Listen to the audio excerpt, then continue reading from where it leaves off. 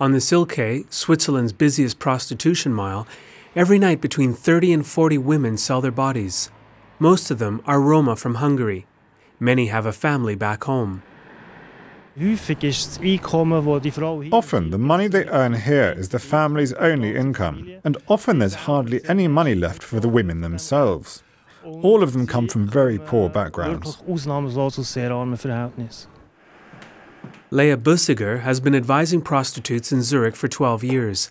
At this center, run by the Zürcher Stadtmission, a church institution, sex workers receive food and advice. Why are so many Hungarian women working on Zurich's sex mile? The reason I think is that they can get a work permit quite quickly, and it's easy working in street prostitution, in the sense that you don't have to make a lot of financial investments. For someone who's very poor, this is a big advantage. And then, since there are already a lot of Hungarians here, many new Hungarian women feel safer and more comfortable than in other places. Many of the women working in Zurich claim to have come from Nyíregyháza in eastern Hungary. A team of Swiss television journalists traveled to the region and reported on the living conditions of Roma women. In this area and in the city, we regularly see cars with Zurich or Dutch number plates. One has to believe that these people are connected to human trafficking. In Nyíregyháza, the Roma suffer discrimination. In addition, many women are also discriminated against inside their own society. Trafficking happens, but no one talks about it. Often, young women are also exploited by the men of their own family in order to make money. In Zurich, working the streets is regarded as the lowest level of prostitution. Recently, the Zurich authorities carried out a study and interviewed 120 women working on the Silke. The findings are quite disturbing. It's a tough and also risky job.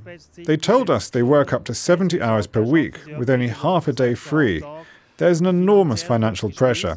Often they're heavily in debt. And since most of them are here for just a short amount of time, they have to earn as much as possible and do 6 or 7 clients every night. To prevent the women from getting ripped off, social workers give them recommended prices. For example, 50 francs for oral sex. Some women are sold by human traffickers and have to work off their selling price. 4 out of 5 women say they would quit straight away if they could. The prostitutes are also being ripped off when it comes to rent. They have to pay up to 2,700 francs a month for a bed in a shared room. Often it's not the landlords, but middlemen making money with such rents. And then they are often attacked on the streets. In the Zurich study, prostitutes reported that people regularly threw objects at them from their cars. The list of assaults includes molestation, groping, verbal harassment, robbery, and theft. Anna from Hungary has experienced such attacks herself and says they occur quite often. Once I got into a client's car. First he paid me, but as soon as we left he became aggressive. He locked the car and I couldn't leave. He took all my money. I'm quite sad. I have a beautiful 5-year-old boy. In Hungary there's just no possibility to earn money in another way. Anna says her only wish is that her son and her parents have enough money to live.